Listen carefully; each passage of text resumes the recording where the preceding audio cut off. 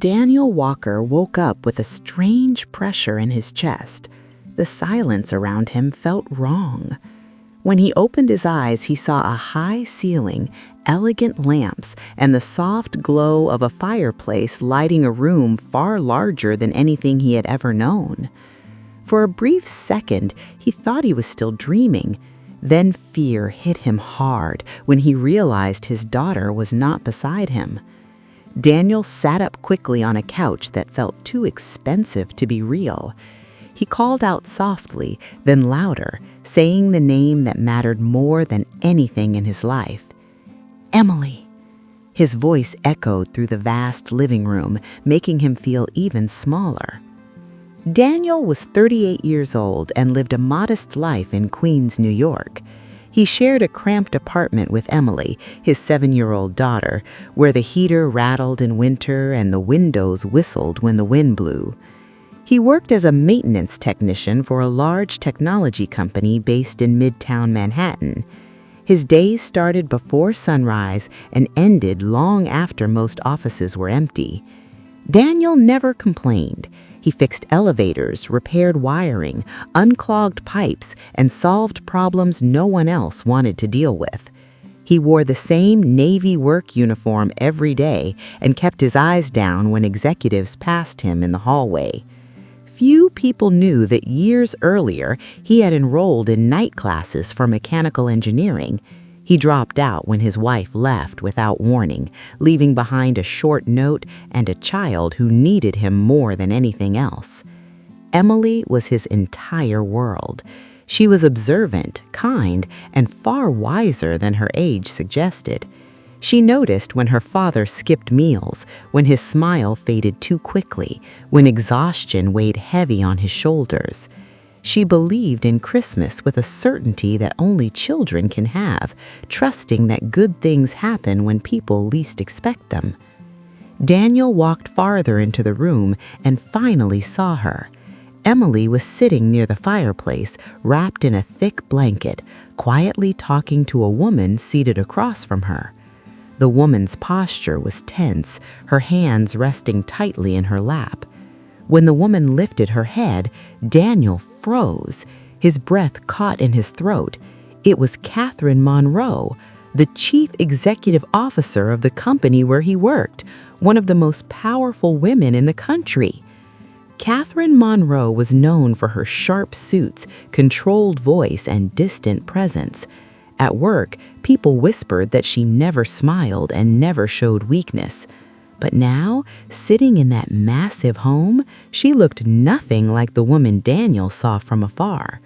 Her hair was slightly disheveled, her face pale, and her hands trembled despite the warmth of the fire. Memories of the night before rushed back all at once.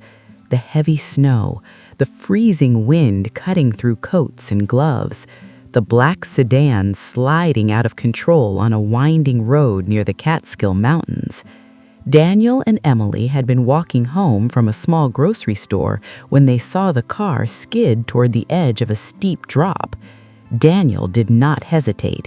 He ran through the snow, pulled open the driver's door, and dragged the woman out just seconds before the car disappeared into the ravine below. Now, standing inside that silent mansion, Daniel felt the weight of the moment settle over him. He did not belong there. None of this made sense. But one thing was clear. That Christmas night had shattered his routine, and whatever came next would change their lives forever. The mansion felt too quiet, as if it were holding its breath. Daniel moved carefully through the oversized kitchen and prepared a simple bowl of soup using what he could find. Every movement felt cautious, like he was afraid of breaking something that did not belong to him. Catherine watched from the couch, wrapped in a blanket, her face still pale from shock. Emily sat beside her without hesitation. She asked if Catherine felt scared thinking about the accident. Catherine paused, surprised by the honesty of the question, then softly said that some nights never truly leave you. Daniel noticed something else. Catherine avoided the fireplace. Whenever the flames crackled too loudly, her shoulders stiffened and her breathing became shallow. There was an old fear there, buried deep beneath control and authority. Daniel did not ask about it. He had learned that some wounds speak louder when left alone. Suddenly, the lights went out. The mansion was swallowed by darkness, leaving only the fire to illuminate the room. Catherine's reaction was immediate. Her hands shook, her breath came fast, and panic flooded her face. She was no longer in that room. She was trapped somewhere else. Daniel told Emily to stay with her. He reached into his work bag and pulled out a flashlight, a habit from years in maintenance.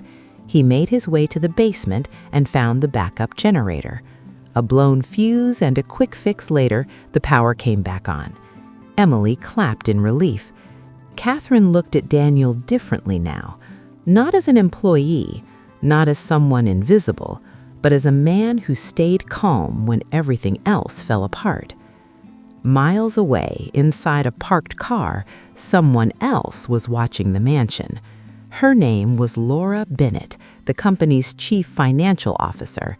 Ambitious, patient, and calculating, she had been tracking Catherine's movements for weeks, waiting for a mistake.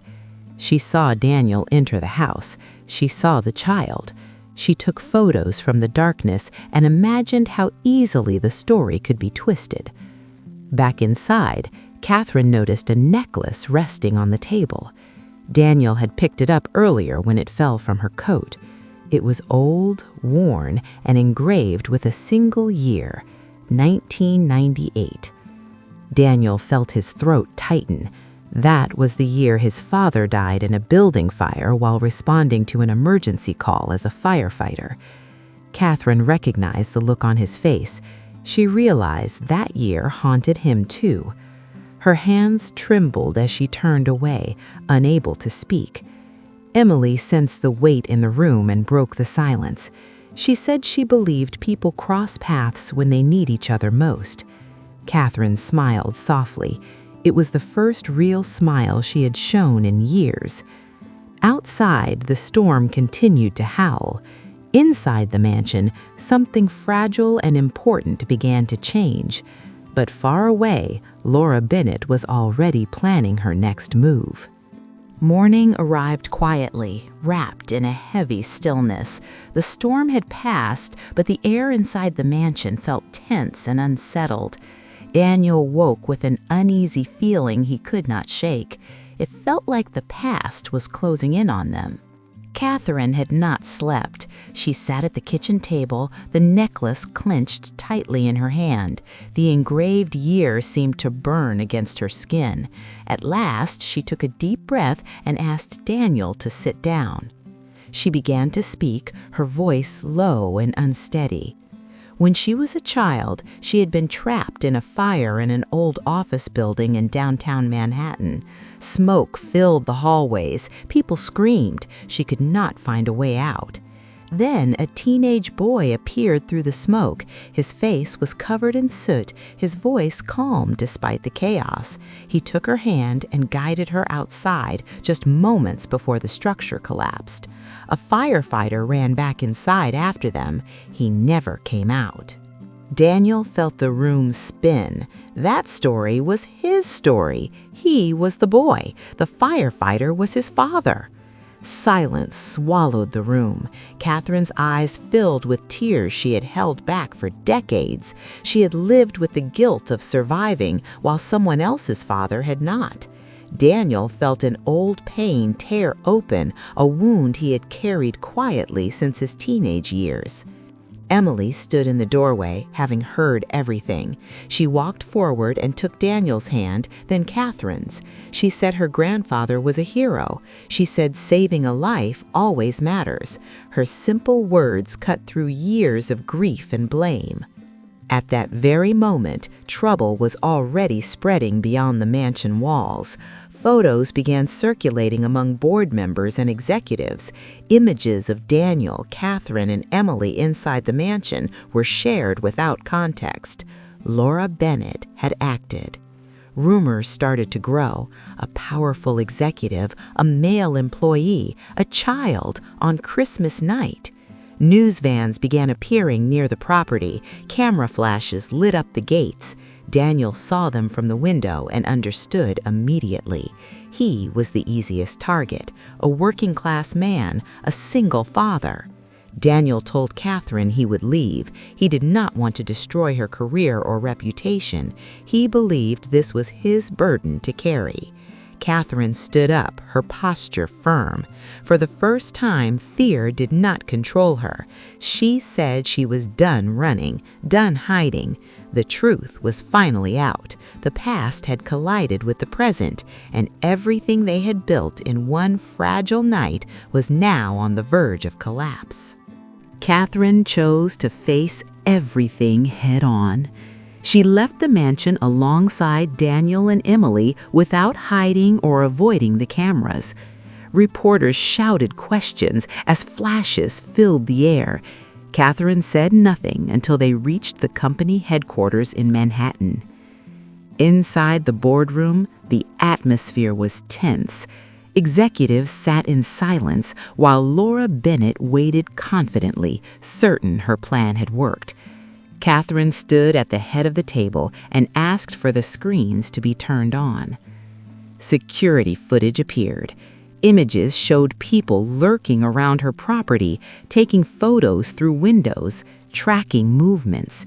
Then came traffic camera footage from the night of the storm. The car skidding. Daniel running through the snow. The rescue.